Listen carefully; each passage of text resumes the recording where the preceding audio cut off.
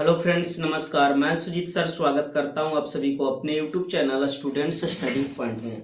तो चलिए आज की वीडियो में मैं क्लास 10th के साइंस को लेकर आ चुका हूं, जो कि देख सकते हैं विज्ञान का आप लोग को इसमें most VVI objective type question देने जा रहा हूं, जो कि एग्जाम में बहुत सारे क्वेश्चन इस वीडियो से मिलने वाले हैं। आप देख सकते हैं, अगर आपको ये दिखा दूं कि कैसे क्वेश्चन है तो देखिए ये आप लोग के लिए मैं इसका ऑब्जेक्टिव टाइप क्वेश्चन बहुत ही बारीकी और बढ़िया ढंग से छान छून कर ला चुका हूं। तो चलिए वीडियो को स्टार्ट करते हैं और देखते हैं कि क्या क्या इस वीडियो में क्वेश्चन मिलने वाला है, जो कि बोर्ड एग्जाम से बहुत ही मोस्ट इंपॉर्टेंट, जाकि डायरेक्टली बोर्ड एग्जाम में आने वाला है। तो चलिए बिना टाइम व्यर्थ किए इस वीडियो को स्टार्ट करते हैं। स्टार्ट करने से पहले हर बार की भांति इस बार भी एक ही रिक्वेस्ट है कि जितने भी स्टूडेंट्स चैनल पर नए जुड़ते हैं चैनल को सब्सक्राइब करके बेल आइकन को प्रेस जरूर कीजिएगा, ताकि ऐसे ऐसे वीडियो का नोटिफिकेशन सबसे पहले आप तक पहुंचे। और अपने सारे दोस्तों के पास वीडियो को शेयर जरूर से कीजिएगा। तो चलिए बढ़ते हैं क्वेश्चन नंबर 1 की तरफ और देखते हैं कि क्वेश्चन नंबर 1 क्या होने वाला है। ये देखिए आप लोग के सामने क्वेश्चन नंबर 1 दिख रहा होगा। तो चलिए क्वेश्चन नंबर 1 क्या कहता है देख लेते हैं। किसी दर्पण की कह रहा क्या फोकस दूरी ऋणात्मक है। क्या बोल रहा, किसी भी दर्पण की अगर फोकस दूरी ऋणात्मक है तो इस कंडीशन में बोला जाएगा कि उसका जो है मतलब किस दर्पण की फोकस दूरी जो है वो ऋणात्मक है। तो देख सकते हैं इसका सही जवाब हो जाएगा अवतल दर्पण। कौन सा हो जाएगा? अवतल दर्पण, जो कि ऑप्शन नंबर बी में आपको देखने के लिए मिल रहा होगा।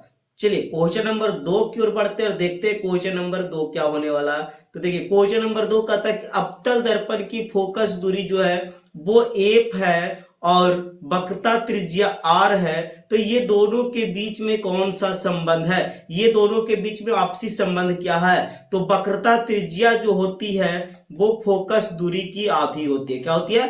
वक्रता त्रिज्या जो होती है वो फोकस दूरी जो होती है वक्रता त्रिज्या की आधी होती है। गलत हो गया, यहाँ पर थोड़ा सा इग्नोर किए। देखिए एफ जो है आर का आधा होता है। वक्रता त्रिज्या किसकी फोकस दूरी जो होती है वो वक्रता त्रिज्या की आधी होती है, यानी कि एफ जो होता है आर का आधा होता है। या फिर इसको लिखा जाए तो ऐसे भी लिखा था कहीं पे r बराबर 2f, क्योंकि इसको तिरछा तिरछी मल्टीप्लाई कर लिया जाता है तो r जो है 2f के बराबर होता है। तो देख सकते हैं ये ऑप्शन नहीं होगा, ये ऑप्शन f बराबर r बटा 2, तो ऑप्शन बी इसका सही जवाब हो जाएगा। यहाँ आप f बराबर जो है 2r है तो ये भी नहीं होगा, ये भी नहीं होगा। ऑप्शन बी इसका सही जवाब हो जाएगा। ठीक है, चलिए नेक्स्ट क्वेश्चन की ओर बढ़ते हैं, देखते हैं नेक्स्ट क्वेश्चन क्या होने वाला है। ये देखिए क्वेश्चन नंबर 3 आप लोग के सामने है।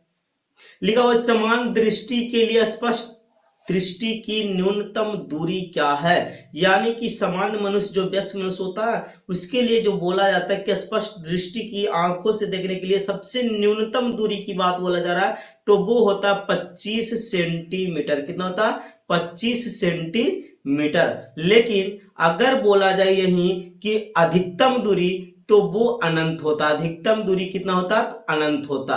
न्यूनतम दूरी कितना? 25 सेंटीमीटर, अधिकतम दूरी अनंत। तो इसका सही जवाब कौन सा होगा आप लोग को पता ही चल गया होगा कि ऑप्शन नंबर बी इसका सही जवाब है। चलिए क्वेश्चन नंबर 3 हो गया, तो क्वेश्चन नंबर 4 की ओर बढ़ते हैं, देख पाते हैं क्वेश्चन नंबर 4 क्या है। ये देखिए आप लोग के सामने आ गया क्वेश्चन नंबर 4। क्या कहता है कि श्वेत प्रकाश का कौन सा रंग यानी कौन सा वर्ण जो है वो प्रिज्म से गुजरने के पश्चात सबसे कम झुकता है। तो ये पहले हम लोग जान लेंगे कि श्वेत प्रकाश में टोटल 7 रंग होते हैं। कितने रंग होते हैं? 7 रंग होते हैं, जिसको अगर शॉर्ट्स लिखा जाए तो ऐसे लिखते हैं हम लोग बै जा नी है पी ना अला। बैजानी है पीनाला। ये देखिए अब इसका अगर फुल फॉर्म देखा जाए तो एल से हो जाएगा लाल, ठीक है। फिर देखे बैजानी है पीनाला, ना से हो जाएगा नारंगी, ये देख सकते हैं। फिर यहां देखिए पा हो गया यानी पा से हो जाएगा पीला, और फिर देखिए यहां पर हा हो गया यानी हा से हो जाएगा हरा। फिर देखिए ना नी है तो नीला। फिर देखिए यहां से जामुनी, और फिर एक क्या है और एक बै से हो जाएगा तो बैगनी। ये देखिए ये सारे जो है वो देख सकते हैं, यहाँ पे 2 गो अगर झक गया होगा फोटो से तो देखिए इसको हटा लेते हैं। चलिए देखिए ये 2 गो इधर लिख देता हूं, यहाँ जामुनी हो जाएगा और ये क्या हो जाएगा, हरा हो नीला हो जाएगा। ठीक है, ये सारा जो होता। अब देखिए सबसे कम झुक रहा है कौन, तो सबसे हाईएस्ट लेवल पर आपको लाल दिख रहा है, और सबसे कम झुकने में इसी का काम होता है। लाल रंग जो है सबसे कम झुकता है, सबसे ज्यादा झुकने का काम कौन करता है, तो बैगनी रंग करता है। तो इसमें पूछा गया था क्या, सबसे कम कौन झुकता है, तो हो जाएगा लाल। क्या हो जाएगा, लाल। रेड कलर जो है सबसे कम झुकता है। अगर इसकी तरंग धैर्य की बात कर ले कि तरंग धैर्य किसकी ज्यादा होती है, तो तरंग धैर्य जो होती है वो सबसे ज्यादा होती है इसका रेड कलर का है। रेड कलर का तरंग धैर्य सबसे अधिक होता है और बैगनी का सबसे कम होता है। ठीक है, ये सातों रंग का याद रखिएगा कि जब भी कोई भी जो है प्रिज्म से गुजरता है तो श्वेत प्रकाश, तो वो 7 रंगों में विभक्त हो जाता है। वो 7 रंग कौन कौन से है ये आप लोग को हम दिखा चुके हैं। ठीक है, चलिए नेक्स्ट क्वेश्चन की ओर बढ़ते हैं। नेक्स्ट क्वेश्चन देखते हैं कि क्या होने वाला है। ये देखिए आप लोग के सामने नेक्स्ट क्वेश्चन आ गया। चलिए नेक्स्ट क्वेश्चन क्या है कि मानव आंख की रेटिना द्वारा बनाई गई छवि जो होती है वो कैसा होता है, यानी कि कैसा प्रतिबिंब, मानव की आंखों पर जो रेटिना पर जो प्रतिबिंब बनता वो कैसा होता है, तो वो हमेशा वास्तविक और उल्टा होता है, जो कि ऑप्शन नंबर बी में लिखा हुआ। कैसा होता है, वास्तविक और उल्टा। फिर देखते हैं आकाश का रंग जो है नीला प्रतीत होता है, तो आकाश का रंग नीला प्रतीत किस कारण से होता है, तो प्रकाश के प्रकीर्णन के कारण, जो कि ऑप्शन नंबर बी में आपको देखने के लिए मिल रहा होगा। ठीक है, चलिए नेक्स्ट क्वेश्चन की ओर बढ़ते हैं, देखते हैं नेक्स्ट क्वेश्चन क्या होने वाला। देखिए क्वेश्चन नंबर 7 आप लोग के सामने आ चुका है। लिखा हुआ कि किस दर्पण से वस्तु प्रतिबिंब जो है, वस्तु का प्रतिबिंब बड़ा बनता, कौन से दर्पण है जिसमें क्या होता है, वस्तु का प्रतिबिंब क्या होता है, बड़ा बनता है, तो वो अवतल दर्पण है। कौन सा दर्पण है, अवतल दर्पण, जो कि ऑप्शन नंबर बी में आपको देखने के लिए मिल रहा होगा। ठीक है, चलिए नेक्स्ट क्वेश्चन देख पाते हैं कि नेक्स्ट क्वेश्चन हम लोग का क्या होने वाला है। चलिए ये आप लोग का नेक्स्ट क्वेश्चन है, क्वेश्चन नंबर 8। कहता है निम्नलिखित में से कौन सा लेंस जो है निकट दृष्टि दोष को ठीक करने का उपयोग करता है, यानी कि निकट दृष्टि दोष अगर किसी व्यक्ति को होता है तो किस लेंस का उपयोग हम लोग करते हैं, उसके उपचार में कौन से लेंस का व्यवहार करते हैं, तो अवतल लेंस का। किसका, अवतल लेंस का। लेकिन यही अगर दूरदृष्टि दोष की बात कर दिया जाए तो दूरदृष्टि के लिए क्या होता है, तो दूरदृष्टि के लिए होता हम लोग का उत्तल लेंस। क्या होता, उत्तल लेंस। ठीक है, दूरदृष्टि के लिए उत्तल लेंस और निकट दृष्टि दोष के लिए अवतल लेंस का व्यवहार किया जाता है। ठीक है, चलिए नेक्स्ट क्वेश्चन की बात कर लेते हैं। चलिए नेक्स्ट क्वेश्चन आप लोग के सामने देखिए कि निम्नलिखित में से कौन उपकरण जो है विद्युत धारा की उपस्थिति को दर्शाता है। अगर विद्युत धारा की उपस्थिति की दर्शाने की बात होगी तो वो होता है गैल्वेनोमीटर। कौन सा, तो गैल्वेनोमीटर। ठीक है, फिर नेक्स्ट क्वेश्चन की ओर बढ़ते हैं। नेक्स्ट क्वेश्चन देख पाते हैं क्या होने वाला। ये देखिए बहुत ही बढ़िया बढ़िया क्वेश्चन, और जो कि एग्जाम से के लिए मोस्ट इंपॉर्टेंट होने वाला, इस बार डायरेक्टली बोर्ड एग्जाम में आने वाला, वो सारे क्वेश्चन इस वीडियो में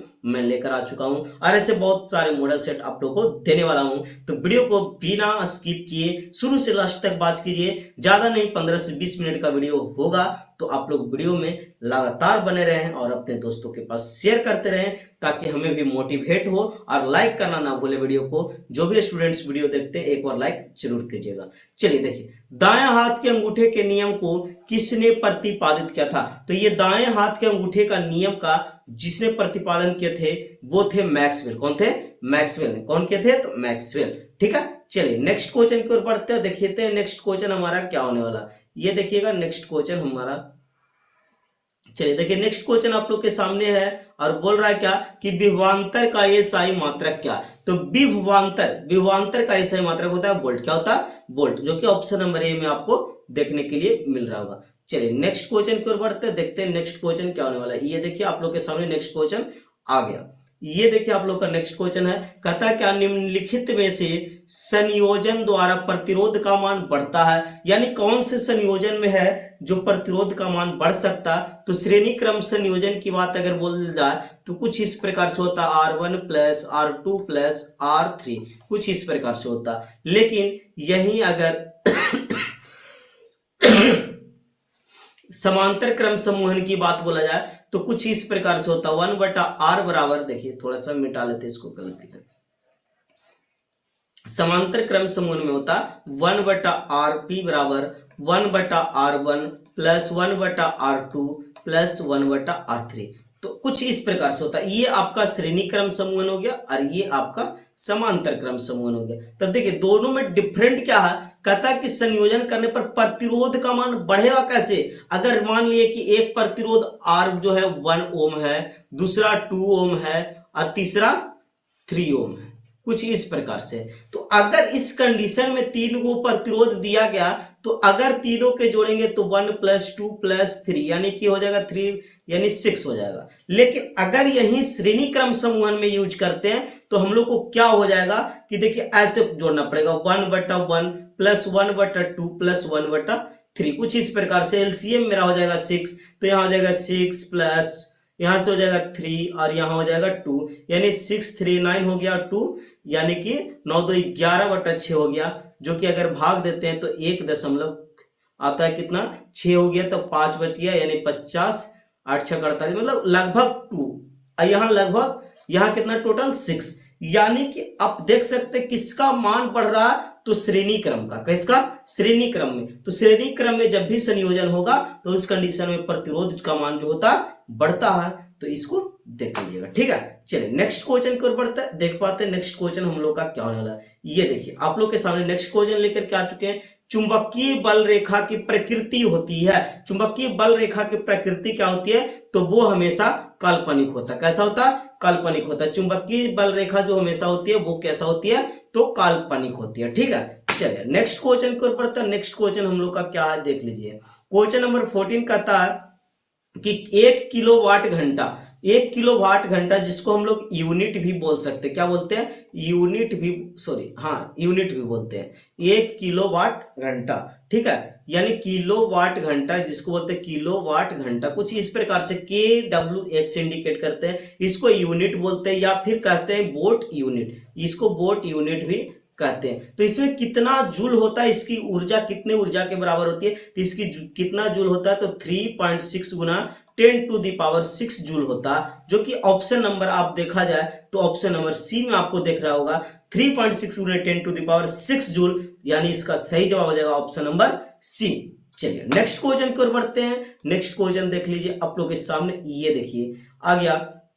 नेक्स्ट क्वेश्चन कहता क्या है कि नवीकरणीय ऊर्जा का स्रोत क्या है। नवीकरणीय ऊर्जा का क्या स्रोत है, तो नवीकरणीय ऊर्जा कहते किसको है, तो वैसे ऊर्जा जो कि हमको हमेशा मिल रहा है, वो खत्म होने की संभावना उसकी कम है, जिसका हम बार बार उपयोग कर सकते हैं, तो उसे हम नवीकरणीय कहते हैं। लेकिन अनवीकरणीय किसको कहते हैं, जैसे कि मैं किसी चीज को यूज किया और फिर वो खत्म हो गया और उसको दोबारा यूज करने के लिए हमको लाखों करोड़ों वर्ष लग जाते हैं, तो वो हमारा अनवीकरणीय कहलाता है। तो चलिए नवीकरणीय मतलब जिसका हम बार बार यूज कर सकते हैं बट वो खत्म नहीं होता, तो वो है मेरा सौर ऊर्जा। क्या है? सौर ऊर्जा। इसको खत्म ही नहीं होता, हम हमेशा डेली सौर ऊर्जा का उपयोग करते हैं बट खत्म नहीं होता, यानी इसका सही जवाब ऑप्शन नंबर बी हो जाएगा। चलिए नेक्स्ट क्वेश्चन की बात कर लेते हैं। तो नेक्स्ट क्वेश्चन हम लोग के पास आ गया, कहता क्या कि कौन सा लेंस जो है अपसारी लेंस भी कहलाता है। क्या कहता है? कौन सा लेंस जो है अपसारी लेंस भी कहलाता है, तो इसका सही जवाब हो जाएगा कि अवतल लेंस। अवतल लेंस को हम लोग अपसारी कहते हैं और उत्तल लेंस को हम लोग क्या बोलते हैं, तो उत्तल लेंस को बोलते हैं अभिसारी लेंस। क्या बोलते हैं? अभिसारी लेंस, ठीक है। अपसारी और इसको बोलते हैं अभिसारी लेंस, ठीक है। चलिए कोई बात नहीं, नेक्स्ट क्वेश्चन की ओर बढ़ते हैं और देखते हैं नेक्स्ट क्वेश्चन हमारा क्या होने वाला है। ये देखिए आप लोग के सामने आ चुका है। कहता क्या है कि प्राथमिक वर्ण कौन कौन है। प्रकाश का प्राथमिक वर्ण जो होता है वो होता है लाल, यानी रेड होता है, फिर एक नीला होता है और हरा होता है, नीला और हरा। यानी कि ये ऑप्शन आपको तीनों दिख रहा होगा, लाल भी होता, नीला भी होता, हरा भी होता, यानी उपयुक्त सही ऑप्शन नंबर डी इसका सही जवाब हो जाएगा। ठीक है, कोई जल्दबाजी में लाल या कोई नीला या हरा नहीं मारेंगे, तीनों होता। जो प्राथमिक वर्ण की बात बोला, प्राथमिक रंग तीनों होता। ठीक है, चलिए नेक्स्ट क्वेश्चन की ओर बढ़ते हैं और नेक्स्ट क्वेश्चन को देख पाते हैं। क्वेश्चन नंबर 18 आप लोग के सामने है। कहता है क्या, निम्नलिखित में से कौन जो है नेत्र का रंगीन भाग होता है, यानी रंगीन कलरफुल जो हम लोग को आंखों में दिखने के लिए मिलता है, वो रंगीन जो होता है वो कौन सा भाग होता है? तो वो होता है आंखों का आइरिस वाला भाग। क्या होता है? उसको हम लोग बोलते हैं आइरिस। यही हम लोग को क्या दिखता है? रंगीन दिखता है। ठीक है, चलिए नेक्स्ट क्वेश्चन देख पाते हैं। देखिए क्वेश्चन नंबर 19 में क्या कहता है कि 1 HP का मतलब होता है हॉर्स पावर। क्या होता है? Horse power. एक हॉर्स पावर यानी कि हॉर्स पावर यानी कि घोड़े की ताकत जिसको हम लोग बोलते हैं, कितने वाट के बराबर होता है? तो वो होता है जिसको हम लोग हिंदी में अगर बोला जाए तो कुछ इस प्रकार से बोलते हैं, अश्व शक्ति। क्या बोलते हैं? अश्व शक्ति, मतलब घोड़े की पावर। हॉर्स मतलब घोड़ा, हॉर्स नहीं, हॉर्स, अश्व शक्ति। तो एक अश्व शक्ति के बराबर होता है तो 746 वाट के। कभी कभी जैसे 1 HP बराबर दिया तो 746 वाट मान दिए। कहीं पूछ देता है एक अश्व शक्ति बराबर क्या होता है, एक हॉर्स पावर बराबर क्या होता है, तो उस कंडीशन में क्या हो जाएगा? तो 746 वाट ही होता है। ठीक है, सब सेम चीज है।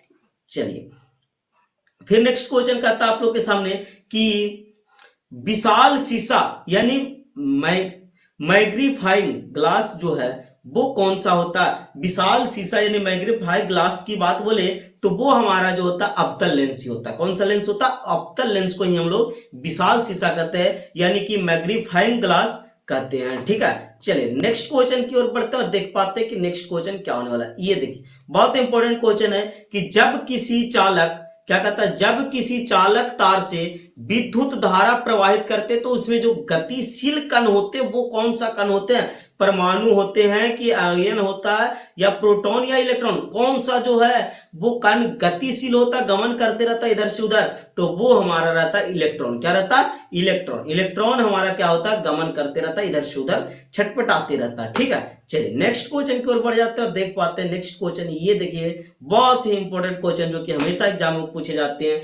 एम्पियर घंटा मात्रक है। एम्पियर घंटा किसका मात्रक है बाबू? तो एम्पियर घंटा होता आवेश का एसआई मात्रक। आवेश का एसआई मात्रक क्या होता है? एम्पियर घंटा। क्या होता है? एम्पियर घंटा। ठीक है, चलिए नेक्स्ट क्वेश्चन की बात कर लेते हैं। ये देखिए आप लोग के सामने, ये भी मोस्ट इंपॉर्टेंट क्वेश्चन है।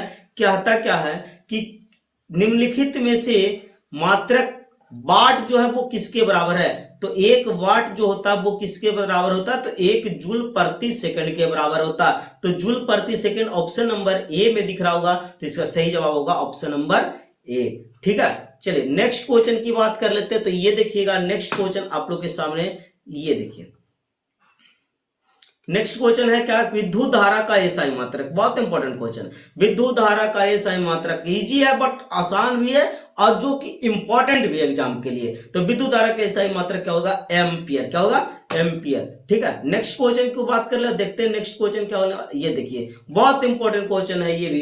ग्लोबल वार्मिंग के लिए उत्तरदायी गैस कौन सा है? यानी कि कौन से गैस जो होता है ग्लोबल वार्मिंग में उत्तरदायी होता है, योगदान रखता है, तो वो होता है कार्बन डाइऑक्साइड जो कि इसका CO2। ठीक है, चलिए नेक्स्ट क्वेश्चन की ओर बढ़ते हैं। ये देखिएगा आप लोग के सामने नेक्स्ट क्वेश्चन आ चुका है। क्या कहता है कि शरीर में भोजन का पाचन, क्या कहता है? शरीर में भोजन का पाचन जो होता है वो किस अभिक्रिया से होता है? तो उसको डायरेक्टली हम लोग कहते हैं पच गया, मतलब उपचयन अभिक्रिया। भोजन का पाचन यानी पचना यानी उपचयन अभिक्रिया।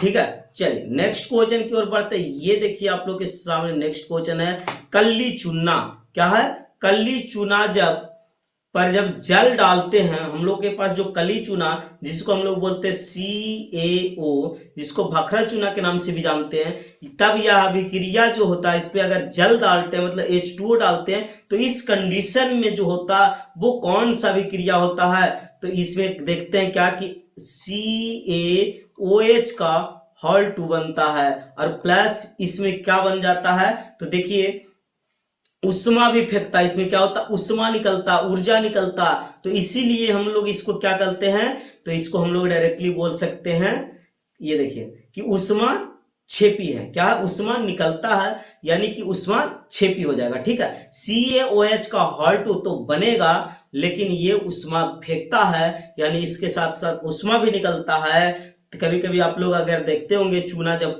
पोताई उताई के लिए आता है तो उस कंडीशन में क्या होता है, अगर पानी उस पर डालते या पानी में चूने को डालते हैं तो उस कंडीशन में खौलने लगता और उससे क्या होता, उष्मा निकलता, ऊर्जा निकलता, पूरा धाव फेंकने लगता। ठीक है, तो इसीलिए हम इसको कहते हैं उष्मा छेपी। ठीक है, चलिए नेक्स्ट क्वेश्चन की बात कर लेते हैं। ये देखिए आप लोग के सामने आ गया नेक्स्ट क्वेश्चन, बहुत इंपॉर्टेंट, जो कि कहता कि सबसे अधिक अभिक्रियाशील है निम्नलिखित में से कौन जो है सबसे अधिक अभिक्रियाशील है, कॉपर, Hg यानी कि पारा, Ag मतलब सिल्वर, Au मतलब गोल्ड, कौन, तो सबसे ज्यादा होता है कॉपर। क्या होता है, कॉपर जो है सबसे ज्यादा अभिक्रियाशील होता है। ठीक है, चलिए अभी देखें तो नेक्स्ट को क्या कह रहा है, देखिए ये देखिए, ये भी सबसे इंपॉर्टेंट, ये भी इंपॉर्टेंट क्वेश्चन ही है। चलिए देख लेते हैं।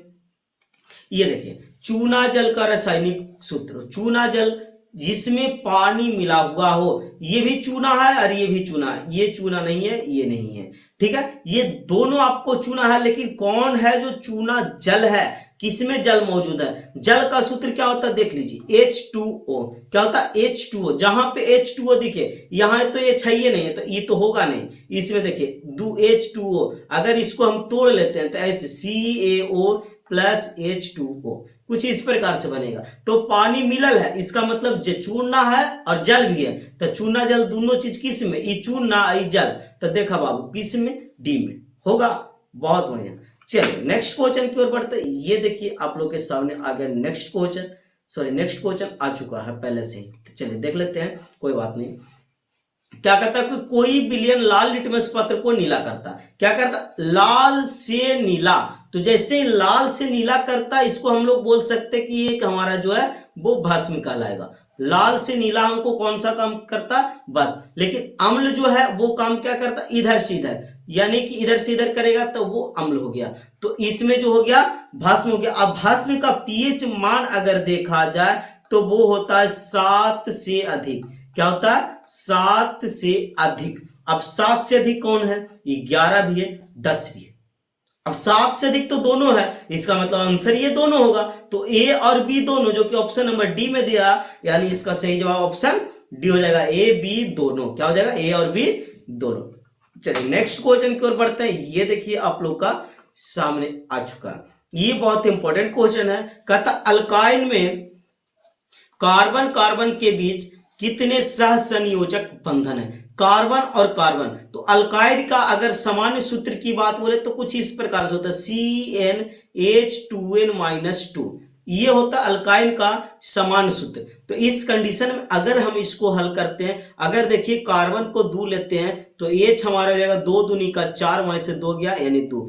अब इसके में हम देख लेते हैं इसका संरचना सूत्र निकाल के, तो कार्बन 2 होगा, एक हाइड्रोजन ये साइड में लिख लेते हैं इसके साथ, और एक हाइड्रोजन इसके साथ ये साइड में लिख लेते हैं। बाकी देखिए कार्बन बच गया, तो इसके कार्बन हमेशा 4 बंध से बनता है, तो एक हाइड्रोजन के साथ और ये 3 बीच में अपने साथ हो गया, तो 3 यहां से एक यहां से। तो बोला था क्या कि कार्बन और कार्बन, कार्बन कार्बन के बीच कितने बंध हैं, तो ट्रिपल बॉन्ड है। कितने बॉन्ड है, ट्रिपल बॉन्ड है। तो इसका सही जवाब हो जाएगा 3। कितने बंधन है, तो 3, यानी इसका सही जवाब होगा ट्रिपल बॉन्ड। चलिए नेक्स्ट क्वेश्चन की ओर बढ़ते हैं। और ये देखिए नेक्स्ट क्वेश्चन आप लोग के सामने आ गया, जो कि सबसे सिंपल क्वेश्चन है। सीधा कह रहा है ग्लूकोज का आणविक सूत्र क्या होता है, तो C6H12O6, जो कि ऑप्शन नंबर ए में ही आपको दिख रहा। तो सही जवाब ऑप्शन नंबर ए इसका हो जाएगा।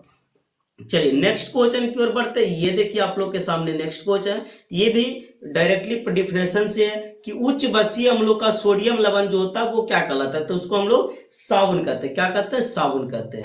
फिर नेक्स्ट क्वेश्चन की ओर बढ़ते हैं। ये भी देखिए सिंपल क्वेश्चन है, कहता है क्या, माइनस यानी क्या है CHO, ये किसका जो है क्रियाशील मूलक है, तो ये जो है एल्डिहाइड का है। किसका है, एल्डिहाइड। ठीक है, ये जो है एल्डिहाइड का है, तो इसका सही जवाब हो जाएगा ऑप्शन नंबर ए। ठीक है, नेक्स्ट क्वेश्चन की ओर बढ़ते हैं। ये देखिए आप लोग के सामने अब नेक्स्ट क्वेश्चन क्या होने वाला देख लेते हैं। देखिए नेक्स्ट क्वेश्चन आप लोग के सामने आ चुका है।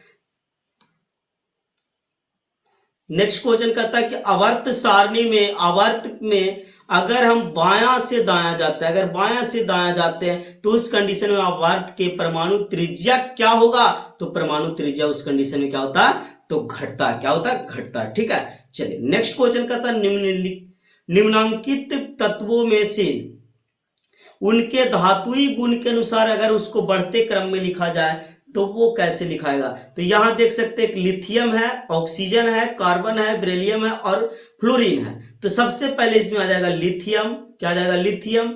सेकंड नंबर पे आपको आएगा, ऐसे करके लिखते हैं, सेकंड नंबर पे आपको आने वाला है बेरिलियम। थर्ड नंबर पे आने वाला है आप लोग के क्या हो जाएगा, तो थर्ड नंबर पे कार्बन। उसके बाद फिर आ जाएगा कार्बन के बाद ऑक्सीजन और लास्ट में आएगा फ्लोरीन, जो कि ऐसा कहां दिख रहा है, तो सबसे पहले लिथियम तो ऑप्शन ए में है नहीं, सी में भी नहीं है, डी में नहीं, option B is the right answer. ठीक है, ऑप्शन बी में देख सकते हैं क्या है, लिथियम है, बेरिलियम है, कार्बन, ऑक्सीजन और fluorine. Lithium, beryllium, carbon, oxygen और फ्लोरीन। ठीक है, चलिए सही जवाब ऑप्शन बी हो जाएगा इसका। चलिए नेक्स्ट क्वेश्चन की ओर बढ़ते हैं। ये देखिए आप लोग के सामने नेक्स्ट क्वेश्चन आ चुका है। चलिए नेक्स्ट क्वेश्चन देखते हैं क्या कहता है। ये देखिए सिलिकॉन क्या है, सिलिकॉन जो है वो उपधातु है। क्या है, उपधातु। ठीक है, ऑप्शन सी इसका सही जवाब होगा। निम्नांकित में से कौन जो है विद्युत धनात्मक तत्व है, तो विद्युत धनात्मक तत्व है सोडियम है। क्या है, सोडियम। देखिए ये है, ये आपका क्या है, विद्युत धनात्मक तत्व है। चलिए नेक्स्ट क्वेश्चन की ओर बढ़ते हैं। ये देखिए आप लोग के सामने नेक्स्ट क्वेश्चन आ चुका है। ये देखिए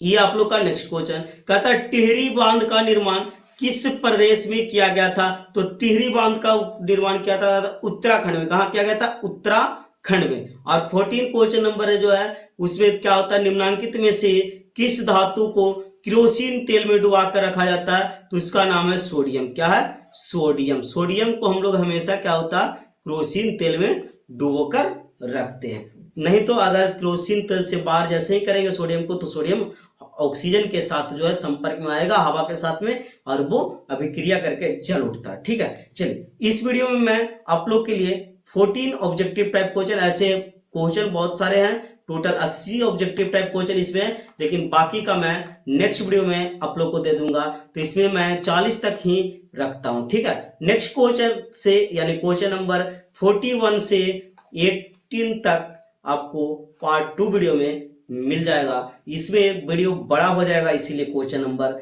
40 तक ही हम इस वीडियो में रहने देते हैं। तो इस वीडियो पे जितना ज़्यादा से ज़्यादा हो सके तो लाइक कीजिए, और जितना ज़्यादा शेयर करना चाहते हैं ताकि आपको जितने भी दोस्त यार है वो सारे दोस्त को इस वीडियो से बहुत ही हेल्पफुल मिले इस चैनल के माध्यम से। और ये PDF आपको बिल्कुल फ्री में निःशुल्क मिल जाएगा। आपको गूगल पे नीचे डिस्क्रिप्शन बॉक्स में वेबसाइट का लिंक मिलेगा, वहां जाकर के इस PDF को आप डाउनलोड कर सकते हैं, वहां जाकर के पढ़ सकते हैं। ठीक है, तो चलिए फिर मिलते हैं आप लोग के साथ नेक्स्ट वीडियो में। तब तक आप लोग इस वीडियो को जितना ज़्यादा से ज़्यादा शेयर करना चाहते हैं कर सकते हैं। Thank you so much.